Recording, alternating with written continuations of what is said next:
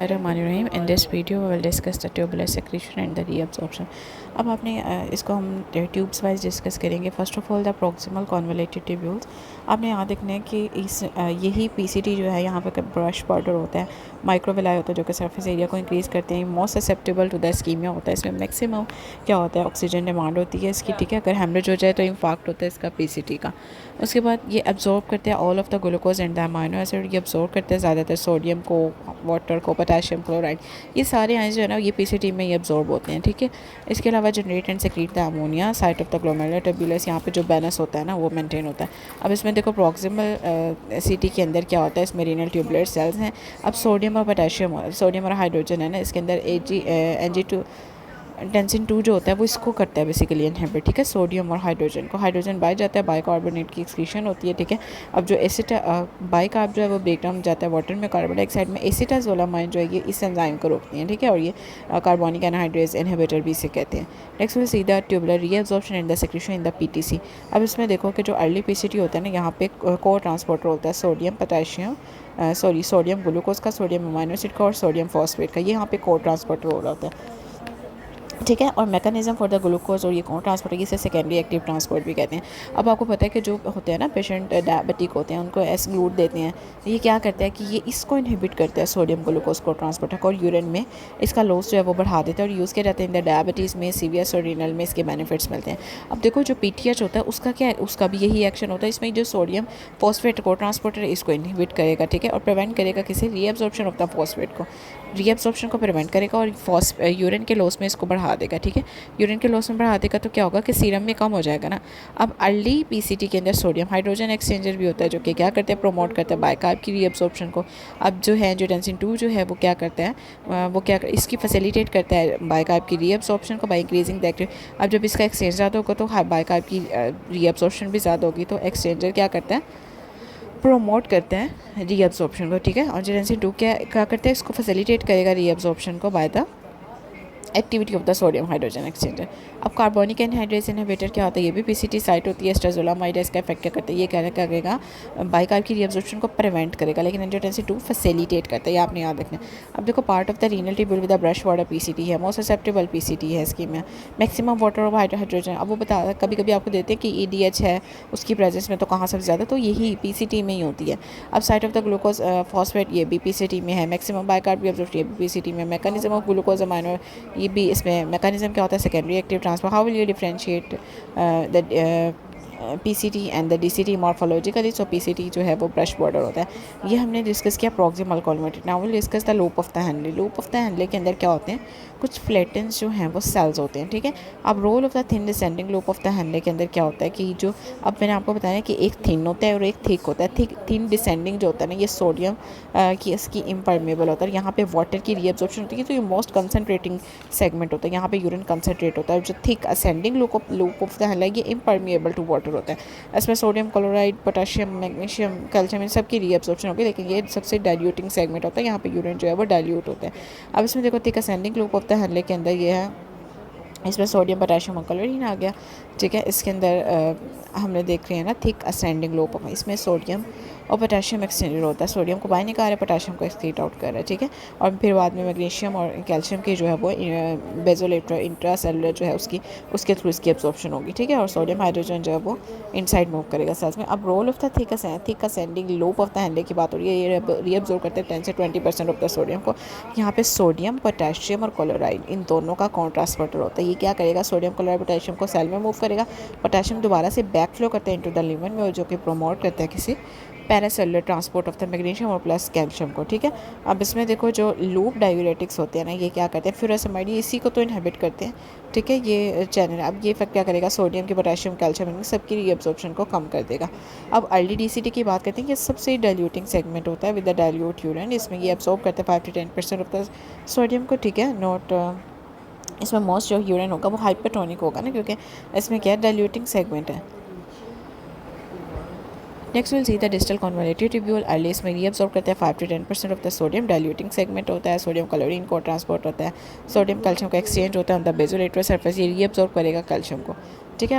आप पिक्चर में भी देख सकते हो क्या है, कैल्शियम और सोडियम। सोडियम को रीअब्जॉर्ब करेगा और कैल्शियम ब्लड में इंक्रीज़ करता है। अब पैराथायरॉयड क्या करता है, ये सोडियम कैल्शियम के एक्सचेंज को बढ़ा देगा, ठीक है, को ट्रांसपोर्टर को, जिसकी वजह से क्या होगा कि सीरम के अंदर कैल्शियम ज़्यादा हो जाएगा, ठीक है। और वो ऊपर कह रहा था कि फॉस्फेट को इनहिबिट करता था, रीअब्जॉर्ब नहीं होने देता, तो यहाँ पर क्या करेगा, कैल्शियम को ब्लड में ज़्यादा कर देगा। अब थायराइड डायूरेटिक्स क्या करते हैं, ये करते हैं सोडियम क्लोराइड को ट्रांसपोर्टर को इनहिबिट करते हैं, जो कि ल्यूमिनल साइड पे होता है ना। जब कैल्शियम की रीअब्जॉर्प्शन ज़्यादा होगी तो सीरम में कैल्शियम का लेवल, अब आपने याद रखना है कि थायराइड और जो लूप डायूरेटिक्स होते हैं ना, ये सोडियम को कम कर देंगे, ठीक है, सोडियम पोटेशियम को कम कर देते हैं। लूप के अंदर थायराइड जो है डायूरेटिक्स, ये क्या करते हैं, थायराइड कैल्शियम को बढ़ा देता है, ठीक है, और जबकि लूप डायूरेटिक्स क्या करते हैं, कैल्शियम को कम कर देते हैं, ठीक हो गया। लूप जो है वो क्या करेंगे, लूप डायूरेटिक्स जो है वो कैल्शियम को कम कर देते हैं और जो थायराइड है वो कैल्शियम को ज़्यादा करते हैं। मोस्ट इंपॉर्टेंट एमसीक्यू है। अब इसमें देखो कैल्शियम की रीअब्जॉर्प्शन के लिए क्या क्या आते हैं, पैराथायरॉयड है, और कैल्शियम थायराइड की रीअब्जॉर्प्शन को बढ़ाने के लिए थायराइड और पैराथायरॉयड है। रीअब्जॉर्प्शन को कम करने के लिए लूप डायूरेटिक है। Calcium and the magnesium compete for the reabsorption, calcium की रीअब्जॉर्प्शन को बढ़ा देंगे और मैग्नीशियम की रीअब्जॉर्प्शन को कम कर देंगे। अब पैराथायरॉयड का क्या एक्शन क्या होता है, ये सोडियम जो फॉस्फेट हमने देखा था उसके चैनल्स को इनहिबिट करते थे, फॉस्फेट की रीअब्जॉर्प्शन कम होगी, सीरम में फॉस्फेट कम हो जाएगा। अर्ली डीजीटी के अंदर क्या होता है, जो इसकी रीअब्जॉर्प्शन को, एक्सचेंजर की रीअब्जॉर्प्शन, कैल्शियम की रीअब्जॉर्प्शन को बढ़ा देंगे, सीरम में कैल्शियम ज़्यादा हो जाएगा। इसके बाद पैराथायरॉयड अल्फा हाइड्रोक्सी में विटामिन डी की एक्टिवेशन होती है और कैल्शियम की रीअब्जॉर्प्शन को और इंक्रीज़ करेंगे, ठीक है। Next will see the late DCT and the collecting tubule. इसके अंदर इसका साइट ऑफ द एक्शन क्या होता है, इसमें एल्डोस्टेरोन और एडीएच आते हैं। एल्डोस्टेरोन के दो सेल्स होते हैं, प्रिंसिपल सेल्स होते हैं, अल्फा इंटीग्रेटेड सेल्स होते हैं। ये इसके जो पोटेशियम स्पेरिंग डायूरेटिक्स है वो इधर एक्ट करती है। एडीएच जो है वो प्रिंसिपल सेल्स होते हैं, एक्वापोरिन चैनल्स जो कि वाटर की रीअब्सॉर्प्शन करते हैं। मैंने आपको एल्डोस्टेरोन में आपको बताया था सीसीटी, डीसीटी और फिर सीडी आता है। एडीएच के अंदर इसका ऑपोजिट है, सीडी है, डीसीटी और फिर सीसीटी है। ये क्या करता है, 3 to 5% सोडियम रीअब्सॉर्प्शन को मेंटेन करेगा, पर इसमें डाइटरी जो है वो चेंजेस आती हैं, ठीक है, पोटेशियम की सेक्रेशन को कंट्रोल करते हैं, ठीक है। अब इसमें लेट डिस्टर कम्युनिटी और कलेक्टिंग ट्यूब्यूल्स में देखें, इसमें 3 to 5% रीअब्सॉर्प्शन होती है। इसका side of the action aldosterone का क्या करता है, ये सोडियम की रीअब्सॉर्प्शन करेगा, ठीक है, और पोटेशियम को कम कर देगा और पीएच को ज़्यादा करता है। अब आपने याद रखना है कि जो एल्डोस्टेरोन है वो क्या करता है, सोडियम की रीअब्सॉर्प्शन करता है, पोटेशियम को एक्सक्रीट कराता है, ठीक है, और इसमें हाइड्रोजन आयन की भी जो है वो एक्सक्रीशन करवा देता है, जिसकी वजह से पीएच ज़्यादा हो जाती है। प्रिंसिपल सेल्स में एल्डोस्टेरोन सोडियम पोटेशियम की एक्टिविटी को बढ़ा देगा, सोडियम, ठीक है, रीअब्सॉर्प्शन बढ़ेगी, पोटेशियम की सेक्रेशन हो जाएगी। अल्फा इंटीग्रेटेड सेल्स में एल्डोस्टेरोन क्या करता है, ये प्रिंसिपल सेल की बात होती है, इसमें हाइड्रोजन की सेक्रेशन होगी, जिसकी वजह से पीएच जो है वो ज़्यादा हो जाएगी। अब नेक्स्ट इसमें सेम वही बातें हैं। अब डाइट्री पोटेशियम का क्या है, अगर तो डाइट में आप ज़्यादा ले रहे हैं ना तो वो एक्सक्रीट होना शुरू हो जाता है प्रिंसिपल सेल से। अगर डाइट में कम है तो अल्फा इंटीग्रेटेड सेल्स क्या करते हैं, उसको कंजर्व करने by exchange the hydrogen for the potassium, okay. अब एसिडोसिस अल्कोलोसिस का क्या होता है, अगर हाइड्रोजन सेक्रेशन ज़्यादा होगी तो पोटेशियम जो है वो सेक्रेट कम होगा। अगर हाइड्रोजन की ज़्यादा एक्सक्रीशन हो रही है तो पोटेशियम कम है, लेकिन अगर हाइड्रोजन की एक्सक्रीट ज़्यादा हो रहा है, लेकिन अगर हाइड्रोजन की सेक्रेशन कम हो रही है और कंजर्व हो रहा है तो पोटेशियम की सेक्रेशन ज़्यादा, दोनों का ऑपोजिट है। नेक्स्ट विल सीधा पोटेशियम स्पेरिंग डायूरेटिक्स से होते हैं, इसका साइड ऑफ द एक्शन क्या होता है, लेट डीसीटी है और सीसीटी होता है, ठीक है। इसके अलावा इसमें एलोस्टेरोन एंटागोनिस्ट जिसे हम स्पाइरोनोलेक्ट्रोन एप्लेरन कहते हैं, पर सोडियम चैनल ब्लॉकर इसमें एमिलेरॉइड आता है। अब देखो मैंने आपको बताया था कि लूप जो है वो कैल्शियम को कम करता है, थायराइड जो है वो कैल्शियम की रीअब्सॉर्प्शन को ज़्यादा कर देंगे, ठीक है, और बाकी ये सोडियम और पोटेशियम दोनों को कम करता है लूप और थायराइड, ठीक है। पोटेशियम स्पेरिंग डायूरेटिक्स जो है वो क्या करते हैं, पोटेशियम की सेक्रेशन को ज़्यादा कर देंगे, जबकि सोडियम को कम कर देते हैं। अब अगर इसमें देखो कि अगर डाइट में आप ज़्यादा ले रहे हो, हाई पोटेशियम डाइट है, तो क्या करते हैं ये पोटेशियम की सेक्रेशन जो है वो ज़्यादा हो जाएगी, और अगर कम ले रहे हैं तो क्या होगा, वो कंजर्व होना शुरू हो जाएगा।